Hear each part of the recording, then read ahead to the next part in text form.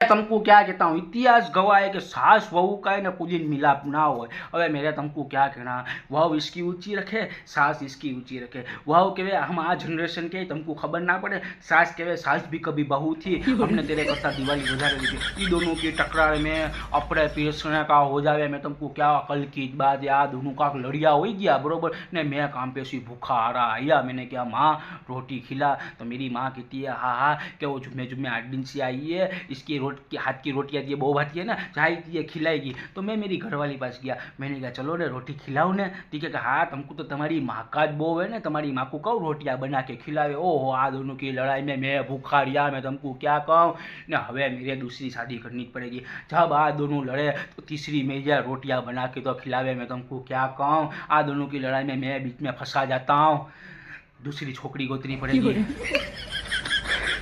बहुत कहता हूँ।